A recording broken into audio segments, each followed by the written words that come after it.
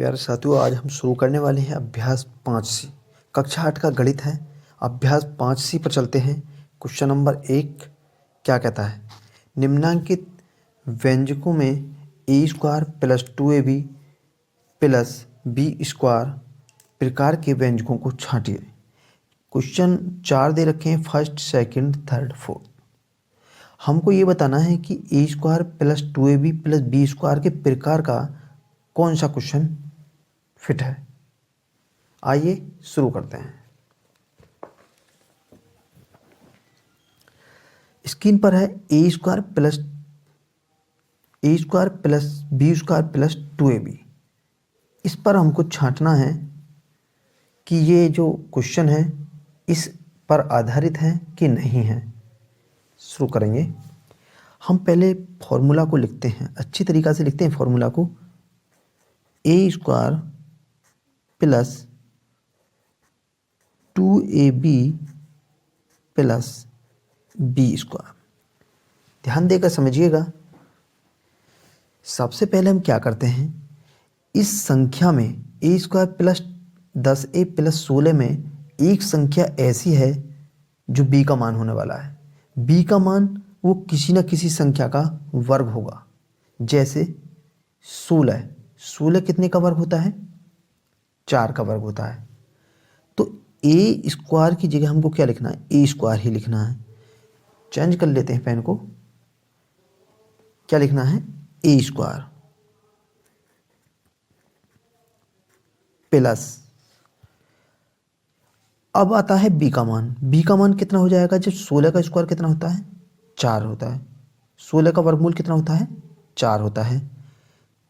तो हम क्या करते हैं, 2 गुणा ए का मान कितना है? ए है, गुणा बी का मान कितना हो जाएगा? ये 16 है। जो 16 है इसका जब हम वर्गमूल निकालते हैं तो कितना होता है? 4। इसको हम क्या कर सकते हैं? 4 गुणा 4। तो इसका मतलब होता है कि 4 का वर्ग। तो ये क्या हो जाएगा? 4 प्लस 4 का वर्ग। ए का मान ए स्क्वायर हुआ, प्लस बी का मान जो हुआ वो 4 का स्क्वायर हुआ। बी का स्क्वायर कितना हुआ? 4 का स्क्वायर हुआ। अब क्या करते हैं, ए का वर्ग प्लस 2 चौक 8, 8a प्लस 4 का वर्ग। अब क्या ये जो है मान, क्या a square plus 10a plus 16 के बराबर है? नहीं है। क्यों नहीं है? क्योंकि यहाँ पर कितना आया? 10a। आना कितना चाहिए? 8 है। तो हम लिख सकते हैं, क्या लिखेंगे? ए स्क्वायर प्लस 10a प्लस 16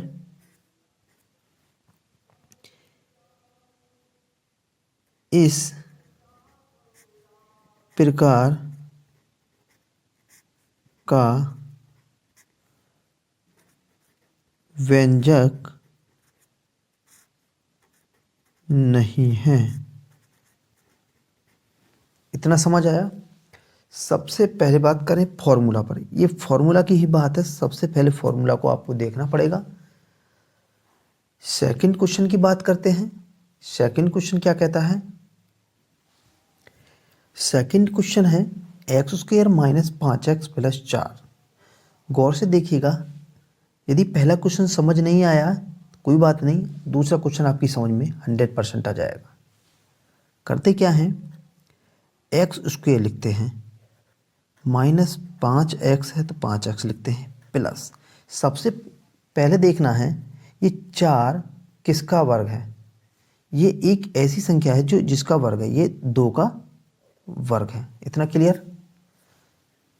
अब फॉर्मूला हम लिखते हैं। फॉर्मूला होता है हमारा जिस आधार पर हमें व्यंजकों को छांटना है कि ये इस प्रकार का व्यंजक है या नहीं है। तो क्या करेंगे, a square plus 2ab plus b square. हमको इसके माध्यम से बताना है कि ये इस प्रकार पर आधारित है या नहीं है। ये हमने फॉर्मूला बीचों बीच लिख दिया है, हमें इसी के आधार पर बताना है। अब हमें ये पता चल गया कि ए का मान कितना है एक्स, ए का मान कितना हो जाएगा बेटा एक्स, बी का मान कितना हो जाएगा 2, बी का मान कितना हो जाएगा 2, ए का मान एक्स, तो ए का मान हम क्या लिखेंगे एक्स, तो एक्स स्क्वायर हो जाएगा प्लस 2 है इसमें 2 लिखेंगे गुणा ए का मान हमने कितना लिखा है ए का मान एक्स गुणा बी का मान कितना है 2, मैंने बार बार बता रहा हूँ बी का मान कितना है 2, तो बी का मान कितना लिखना है 2 प्लस बी कितना है 2, तो 2 का स्क्वायर हो जाएगा। अब करते हैं एक्स स्क्वायर प्लस 2 दूनी 4, कितना हो गया 4x प्लस 2 का स्क्वायर। आप बताइए क्या a square plus 2ab plus b का स्क्वायर है? हाँ, इसी के आधार पर है ये, लेकिन हमारा कितना आ रहा है x square minus 5x plus 4, क्या ये इसी के बराबर है? नहीं है, तो हम कह सकते हैं कि इस प्रकार का व्यंजक नहीं है। यह है जो क्वेश्चन है, यह है क्वेश्चन लिखे देता हूँ, x square minus 5x plus 4 इस प्रकार का व्यंजक नहीं है।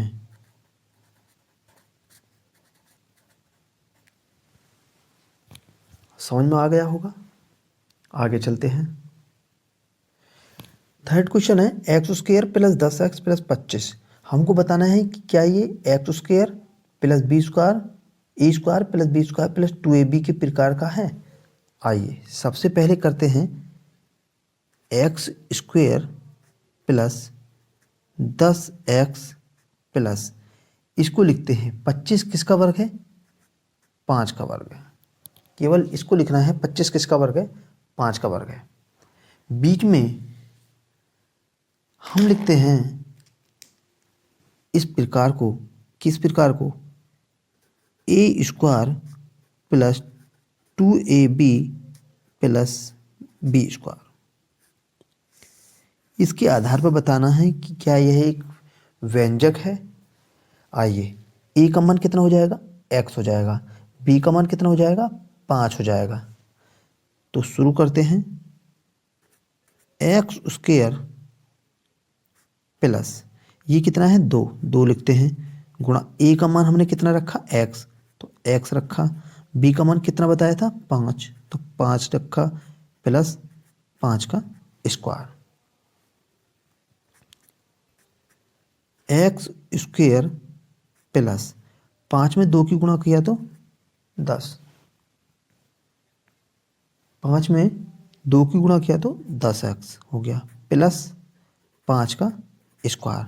अब मुझे बताइए, देखिए ना ए का मान कितना है x, तो एक्स स्क्वायर प्लस 10x, तो ऊपर कितना है x square plus 10x plus 5 का स्क्वायर। हम क्या कह सकते हैं, यह है, किधर लिखें, ऊपर को करते हैं, थोड़ा सा लिख सकते हैं, पेन चेंज करते हैं, यह है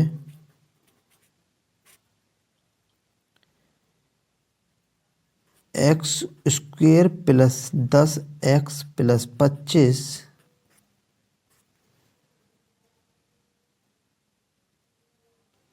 व्यंजक के प्रकार का है। क्लियर हो गया होगा इतना? अब नेक्स्ट क्वेश्चन की तरफ चलते हैं। चौथे क्वेश्चन को बड़े ध्यान से देखना है, क्या कहता है 49 m square plus 140 mn plus 10 n square. अब मुझे ये बताइए, ये 49 कितने का वर्ग होता है 7 का होता है 7, और m पर वर्ग है तो ये हो जाएगा 7m का वर्ग। इतना क्लियर हो गया? प्लस 140 लिखते हैं mn प्लस ये 100 किसका वर्ग होता है 10 का होता है 10, और ये n है तो n के साथ हो जाएगा स्क्वायर। अब लिखते हैं बीच में एक फॉर्मूला। कौन सा फॉर्मूला है? A square plus 2ab plus b square. इसको कर दिया हमने कोष्ठ में बंद, क्यों? हमें पता चल जाए कि इसके प्रकार का हमें व्यंजक बनाना है। ए का मान कितना हो जाएगा? 7m। कितना हो जाएगा? 7m। बी का मान कितना हो जाएगा? 10n। क्लियर? तो 7m का स्क्वायर प्लस, हमारे फॉर्मूले में 2 है, ए का मान कितना बताया हमने? 7m गुणा बी का मान कितना बताया है? 10n प्लस बी का मान 10n है, तो क्या हो जाएगा? 10n का स्क्वायर बराबर 7m का स्क्वायर प्लस 7 दूनी 14, 14 शाम 140, 140 mn प्लस 10n का स्क्वायर। ये ए स्क्वायर प्लस 2ab देखिएगा, 2ab प्लस बी स्क्वायर खोलने पर आ जाएगा 7m का whole square plus 140 mn plus 10n का होल स्क्वायर। क्या ये इस सवाल के बराबर है? 49m square plus 140 mn plus 10n का स्क्वायर। जब इसको हम स्क्वायर करेंगे, 7m का स्क्वायर करेंगे तो 49m स्क्वायर आ जाएगा। तो हम क्या कह सकते हैं? हम कह सकते हैं कि यह भी एक व्यंजक a square plus 2ab plus b square के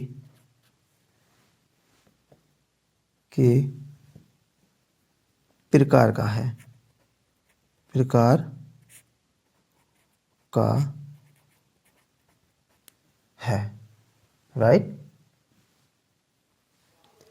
अब करना है गुणनखंड। गुणनखंड कीजिए। फर्स्ट है a square plus 2a plus 1। अब गुणनखंड कैसे करते हैं? ए स्क्वायर प्लस ए और ए कितना हो जाएगा? 2a, 1a plus 1a plus last में कितना है? 1। ये भी 1 हो जाएगा, ये भी 1 हो जाएगा। यहाँ एक ए स्क्वायर प्लस 1 है, तो ए हमने कॉमा ले लिया तो बचा कितना? a प्लस यहाँ से 1 बाहर आ गया तो बचा इधर 1 प्लस यहाँ 1 कॉमा ले लिया तो इधर कितना बचा? a प्लस 1, a प्लस 1 जो कोष्ठ है a प्लस 1 और a प्लस 1, इन कोष्ठ से a प्लस 1 बाहर निकाल लेते हैं। तो इसका ये क्या हो गए? गुणनखंड। क्या हुआ? गुणनखंड। सेकंड है 36 plus 12x plus x square. सबसे पहले इस सवाल को सही करते हैं। पहले लिखते हैं x square plus 12x plus 36।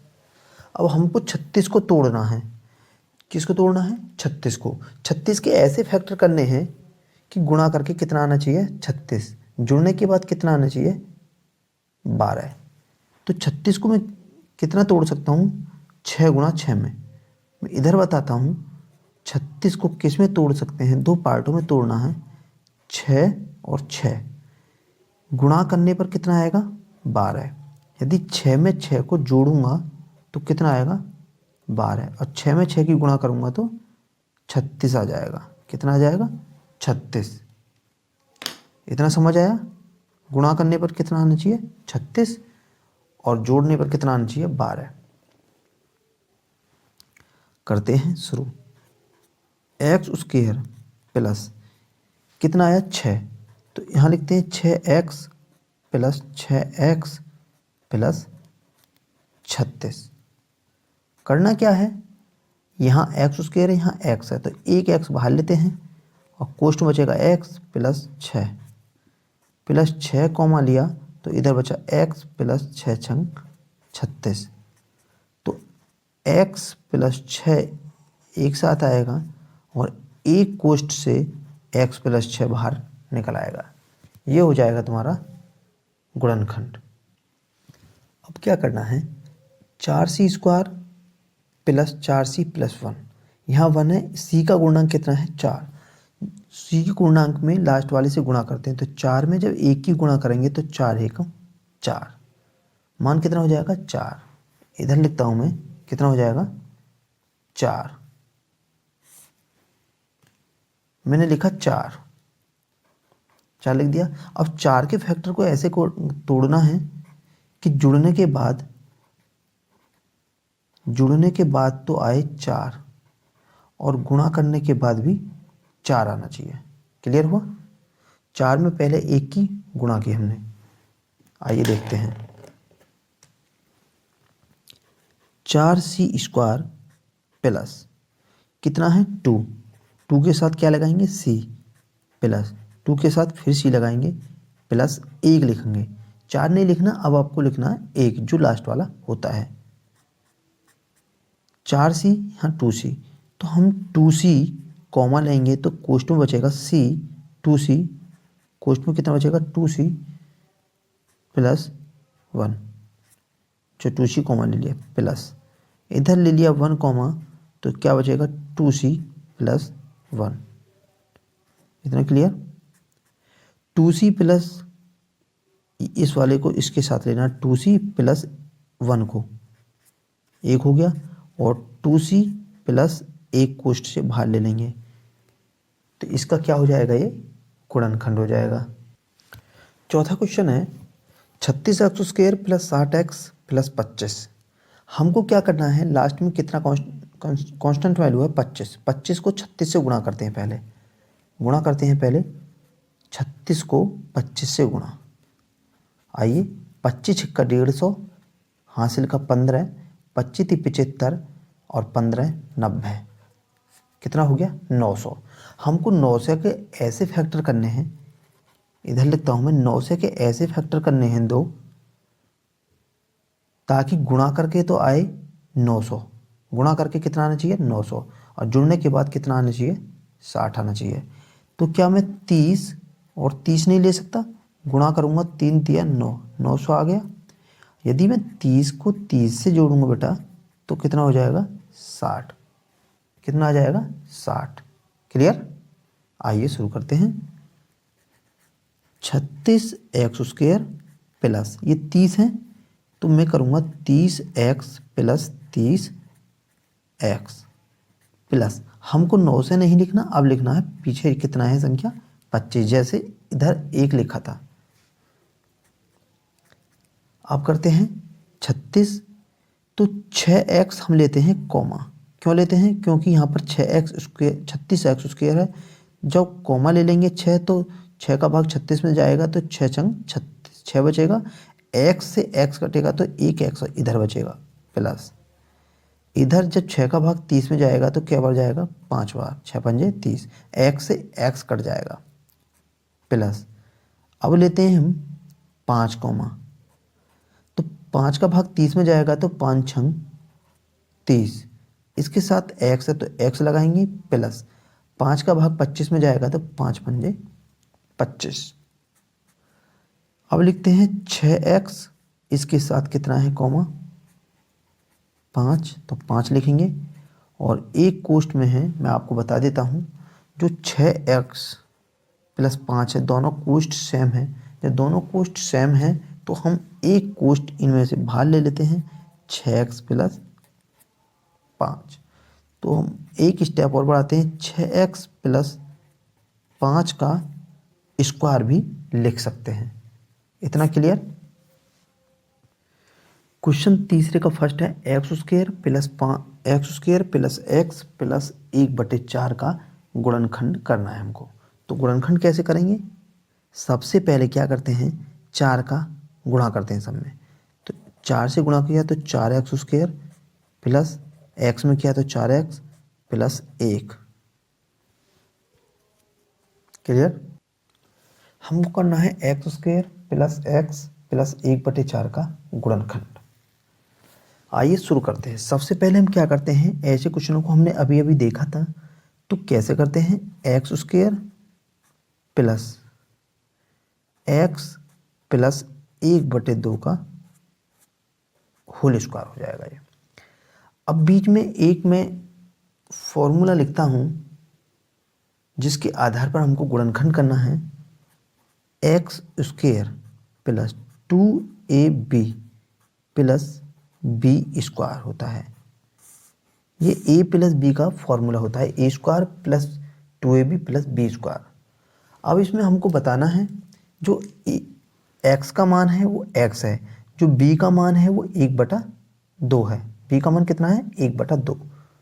अब हम करेंगे x² प्लस 2 गुणा a का मान कितना है, x है, गुणा b का मान कितना बताया था हमने, ये वाला होता है 1/2। तो हम लिखेंगे 1/2 प्लस b का मान कितना, 1/2 का स्क्वायर।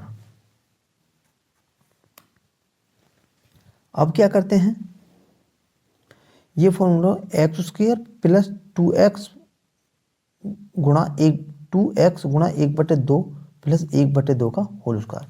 जो ये फॉर्मूला होता है, ये फॉर्मूला होता है a प्लस b का होल स्क्वायर का।